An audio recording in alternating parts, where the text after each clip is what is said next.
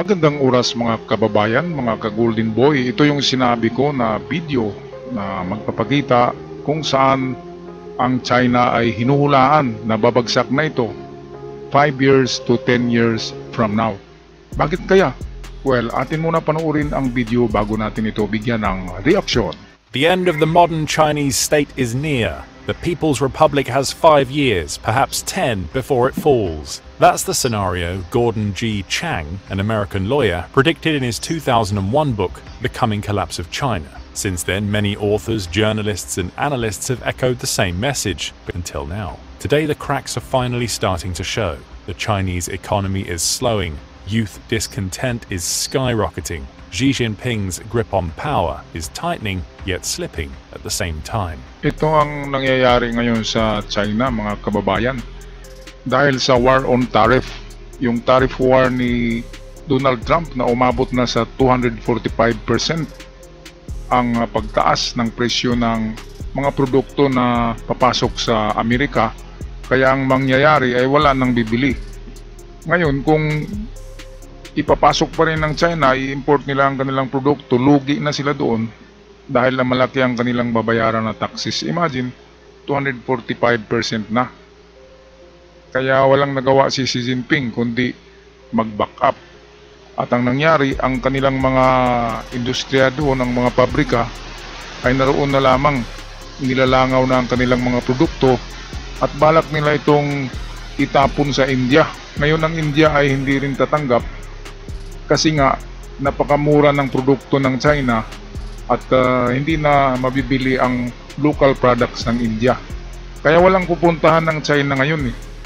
At balita natin, makipag-usap na within 3 weeks to 4 weeks, makipag-usap, susurinder na si Xi Jinping kay Donald Trump sa tariff war. At ang mangyayari sa deal na ito, na mangyayari 3 weeks to 4 weeks from now, with Xi Jinping and Donald Trump, magharap ang dalawang yan sa diyan sa White House Oval.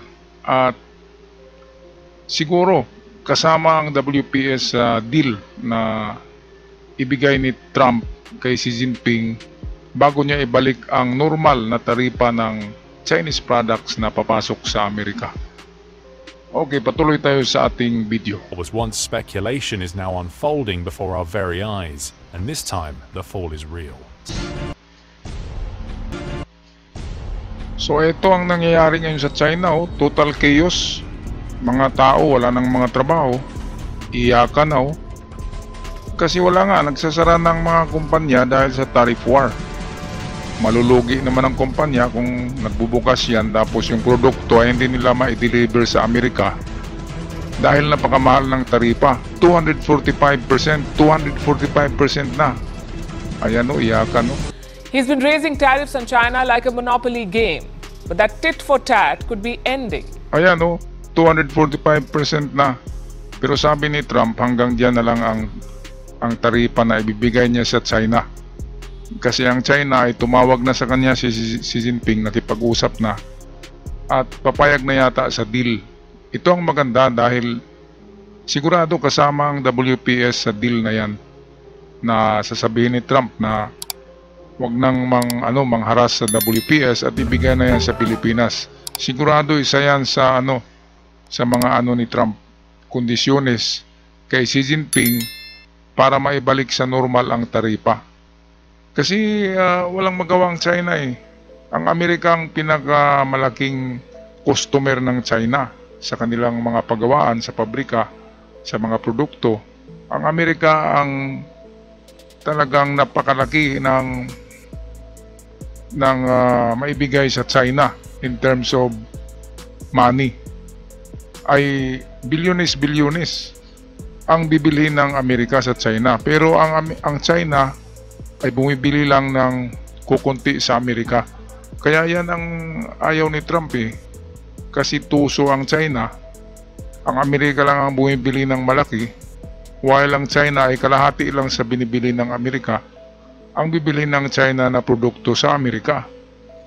Bali sa yan sa trading, kung usapang kalye lang, ay bumili ka sa sa kapitbahay mo ng 200 pesos na kamote, pero ang kapitbahay mo ay bibili lang sa'yo ng 100 pesos. So bali kalahati, 50% ang discrepancy. So lugi talaga ang Amerika kung ganyan na ang Chinese ay napakarami ng produkto na binibenta nila sa Amerika, pero ang Amerika ay kukunti lang ang bibili ng China. Kaya nakapag-isip si Donald Trump na sobra na tong mga Chinese. Bigyan niya ng tariff na malaki para mamahal yung yung tax ng produkto nila. At ang mangyari diyan ay tataas ang labor sa China. Kung tataas ang tarifa kasi ipapatong yun sa mga worker. Ngayon ang mangyayari, liliit ang sweldo ng mga Chinese workers dahil napakataas ng tax. Ngayon, anong mangyayari dyan? Kung tatagal yan, ay magkaroon talaga ng revolusyon sa China. Dahil hindi na mabubuhay ang mga tao doon kung ang sweldo ay lalong liliit. Di ba mga kababayan? Kaya isang to si Trump genius ito sa negosyo. Kasi nga business tycoon ito negosyante. Kaya yan ang maganda kay Trump dahil muling maging mayaman ang Amerika. Mayaman na yan pero lalong yayaman. Sabi nga ni Donald Trump, kung meron kayong push button sa inyong lamesa para sa mga nuklear, kami ay merong napakalaking push button. Yun ang sinabi niya kay Kim Jong-un na kung ayaw mong magipag-usap, meron akong malaking button. Yung sa'yo maliit lang. At hindi mo alam kung gaano kalaki. Grabe. Tinatakot talaga ni Trump si Kim Jong-un.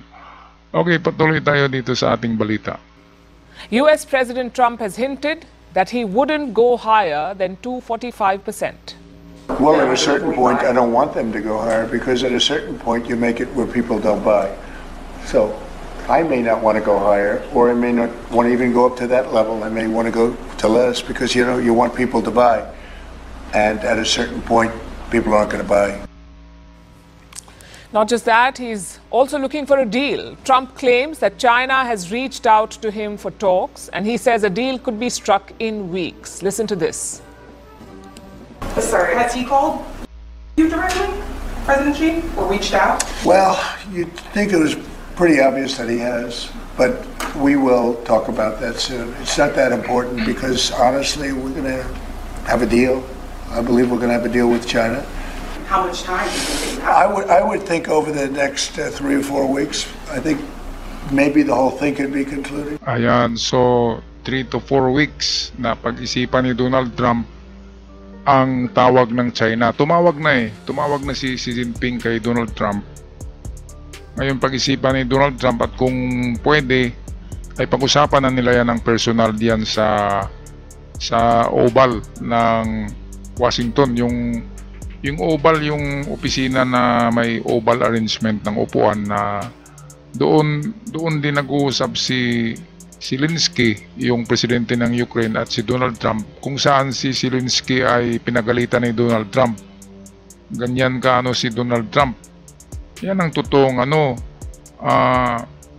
man of honor, di ba? At man of words. At totoong strongman, hindi katulad kay Duterte na gawa-gawa lang na strongman. Si Donald Trump ang totoong strongman. Kahit si Putin ay takot, Kim Jong-un takot, China takot, sino pa pang lalaban dyan. Yan ang pinakaano na presidente sa Amerika.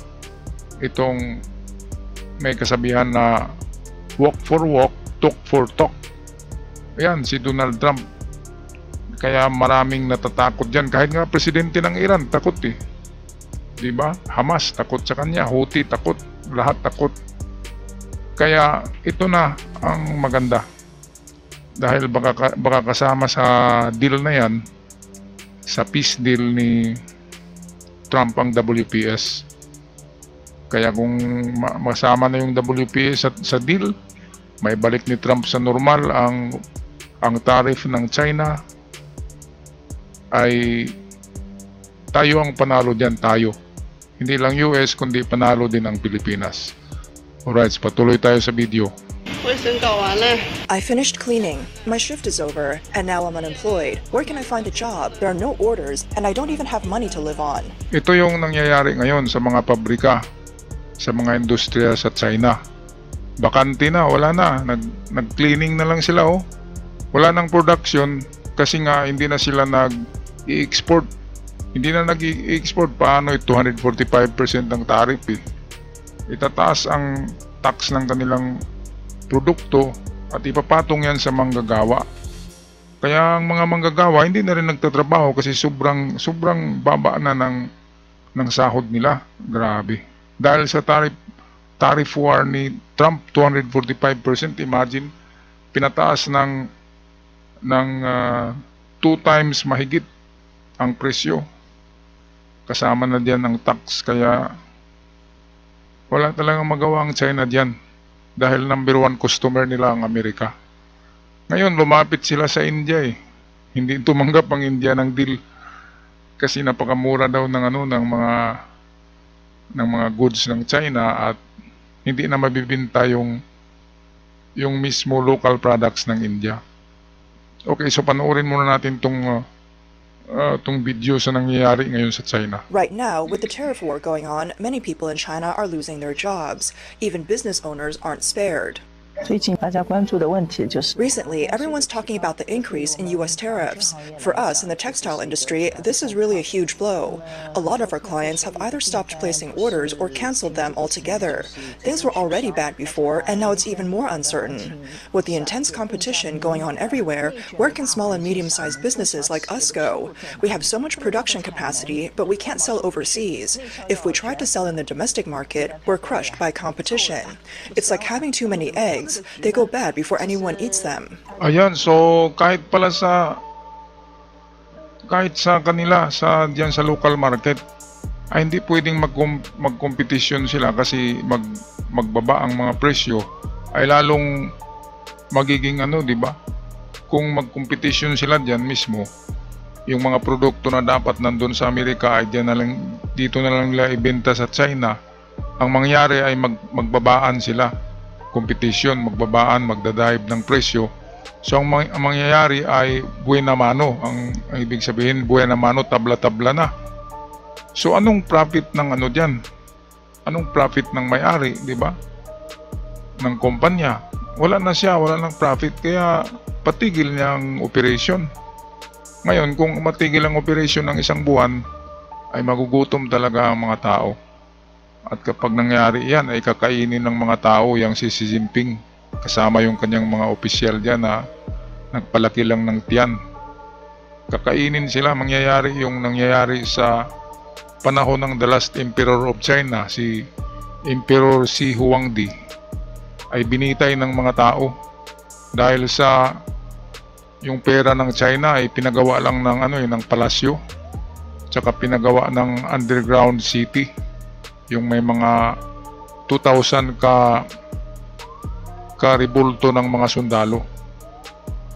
Kaya doon naubos ang pera ng China. Kaya nagalit ang mga tao, sinunog ang palasyo ng emperor at binitay siya sa kahoy.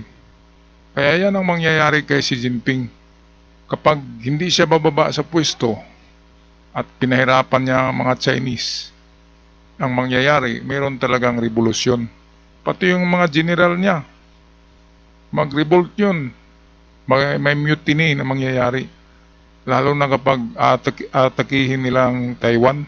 Kapag u-order ng ganyan si Xi Jinping, siguradong mayroong mga rebelde na sundalo ng China. Kasi ayaw nila ng gulo eh. Yung mga sundalo ng China, ayaw nila ng gera. Lalo na kapareho nila Chinese yung Taiwan. Ngayon dahil sa ambisyon ni Xi Jinping na mag-number 1 in the world, most powerful country siya, kukunin niya ang Taiwan kasi ang Taiwan ay napakayaman. Nandyan lahat eh. Electronics. Taiwan ang supplier ng lahat ng pyesa ng electronics. Mayaman ang Taiwan kahit maliit na bansa, kaya kukunin talaga ng China dahil wala ng pera ang mainland China. Ang kanilang pera ay mga piki na. Yung naiprinta ng dubli-dubli. Ang isang serial number ay piniprint ng 3 o 4 na duplicate. Kaya bawal yun bawal. Pero ayaw umamin ng China na ganun ang kanilang ginagawa. Okay, patuloy tayo sa ating video. On April 10th, the U.S. raised tariffs on Chinese goods to 145%. The new rate took effect immediately. One day earlier, on April 9th, President Trump announced an additional 125% reciprocal tariff on Chinese imports. This came on top of the existing 20% tariffs, which were originally imposed because the Chinese government failed to stop illegal immigration and fentanyl from entering the United States. So, which industries in China are being affected? According to the Peterson Institute for International Economics, the biggest impact will be on China's major exports to the U.S. This includes electronics, machinery, textiles, and garments. An article by a top Wall Street analyst says that Chinese companies exporting medical supplies are also taking a hit. One syringe manufacturer said that 40% of its existing U.S. orders are now under pressure to renegotiate prices. Ayan, so narinig nyo yung fentanyl, mga kababayan, fentanyl. Ang fentanyl ay isang addictive na drugs yan na ginagamit ng may mga sakit sa katawan. Yung mga matatanda ang gumagamit yan yung may mga rayuma, mga arthritis. Parang siya, parang pain reliever. Yan ang ginagamit ni Digong. Dahil sa sumasakit ng mga katawan ni Digong, fentanyl ang ginagamit niya. At alam nyo ba na ang fentanyl ay tinatawag yan na zombie drugs. Zombie drug. Kung nakita nyo, napanood nyo yung Kensington Avenue sa Philadelphia. Kensington Avenue sa Philadelphia, yung ginagamit na drugs doon ay fentanyl. Hindi cocaine, hindi shabu, fentanyl. At ang epekto nito ay parang zombie ka. Yung kilos mo ay kakaiba. At siyempre, masisira ang utak mo. Kaya zombie drugs ang tawag fentanyl. Ngayon sa Canada ay laganap ng fentanyl din. Sa Canada ang marami nang nagiging addict na kabataan sa Canada dahil sa fentanyl. Kaya kung i-search nyo yan, mga kababayan, Kensington Avenue, Philadelphia, makikita nyo mga zombie naglalakad. Yun ay mga addict ng fentanyl. At yan ang gamit ni Digong na drugs. Tapos sasabihin niya na si PBBM ay bangag. Mas bangag siya, di ba? Kasi ngayon nakikita na natin ang epekto ng drugs Nag-10 taon na ba? Galing wala pang 10 taon nang bumaba siya pagka-presidente niya matapos ang termino niya. Wala pang 10 taon pero tingnan nyo ang kakaiba sa pangangatawan ni Digong. Ang payat-payat na, yung mukha ay tumutulis na, parang daga na, di ba? Plus karma pa, di ba? Grabe na tao yan. Kahit mahina na ang katawan, kahit ugod-ugod na, ay bumabanat pa rin. Dapat kasi magsisimba na Magsisimba, magsisi sa kasalanan, babalik sa Diyos. Yun ang dapat gawin ni Digong. Kaya ito, ang Pilipinas, binabaha din ng droga galing sa China. Alam nyo ba na kahit dito sa Siargao ay lumulutang yung mga shabu Nilalagay lang sa mga malalaking sako na silupin. Pinalulutang sa dagat and then pipick upin ng mga speedboat ng mga kontak nila. Grabe. Bumabaha. Kaya grabe ang China. Napakaraming masama na ginagawa. Hindi katulad sa Amerika, nagiging superpower. Pero sa ekonomiya, hindi sa ganyan na may mga halong drugs, di ba, mga kababayan? Alright, tapusin natin ang video. Traditional industries, especially manufacturing, are under serious strain. For example, the iPhone production line at Foxconn's Zhengzhou factory is only operating at 70%. Meanwhile, the factory in Vietnam is running at 92%. Reuters reported that the manager of a Christmas tree factory in Jinhua, Zhejiang said, "So far this year, we haven't received any orders from American customers. It's clearly because of the tariffs." Ayan kawawa yung Christmas tree maker. China galing ang mga mura na Christmas tree, di ba? Kikita naman natin, ayan Wala daw, walang nag-order na galing sa Amerika. Kaya sayang yung mga stock nila dyan, ay ibibinta nila yan ng mura kaysa lilipas ang Pasko na ito na hindi yan ma-deliver. Yung ginawa kasi nila ngayon ay para sa Amerika yan na stock ipapadala. Nag-declare si Trump ng tariff, hindi pa na-deliver. Kaya kapag i-deliver yan, mahal yan. Pagdating doon sa Amerika, walang bibili. Kaya lugi sila, di ba, mga kababayan? Kaya malaki talaga ang epekto ng tariff war ni Donald Trump. Yan ang paraan sa pagpipilay ng isang mayabang na bansa, mayabang na presidente, yung si Xi Jinping. Alam niya, negosyo lang ang ng China eh. Ang bumubuhay sa China ay negosyo. Yung kanilang mga murang produkto na walang kwenta, lahat basura, dahil madaling masira. Ngayon, lumaki ang mga ulo nila, ulo ni Xi Jinping lumaki. Akala niya sila na nga yung pinaka-powerful na country. Ngayon nang magbigay si Trump ng tariff, hindi nila kayang makipaggera sa tariff. Alangan naman na papatungan nila ng mataas na tariff ang American products na papasok sa China. Wala nang bibili, di ba? Ikuripot pa naman ang mga inchik. Kaya nangyayari, talo sa tariff war. Pilde, talo, loser si Xi Jinping. Kaya magipag-usap na siya next week siguro kay Donald Trump doon sa Oval Office ng White House. At baka papagalitan na naman siya ni Donald Trump katulad kay Zelensky ng Ukraine. Alright, so meron pang natirang video atin tapusin mga kababayan. Normally, by mid-April, all the orders would be confirmed, but now, maybe they won't buy anything at all this year. Ms. Guo, who also runs a Christmas tree factory in Jinhua, said that a major American client had just asked her to pause a 3 million yuan order. She had already spent 400,000 yuan on materials and now fears the order might be cancelled. Naku, lugi ang may-ari ng pabrika kasi gumastos na pala siya eh. Tapos na-order na pala yan ng Amerika. Ngayon, umatras yung umorder niyan dahil nga mayroong tariff war. Luging-lugi ang insi. Kaya pala umiiyak yung kanina eh. Yung mama na nag-drive, di ba? Umiiyak siya. Grabe na hagulhol niya. Paano hindi ka hagulhol niyan? $400,000 na ang pala eh. Ang puhunan diyan. Tapos, hindi may deliver. Grabe, anong gagawin diyan? Christmas tree. Ipalamuti na lang yan sa sa highway ng China, di ba?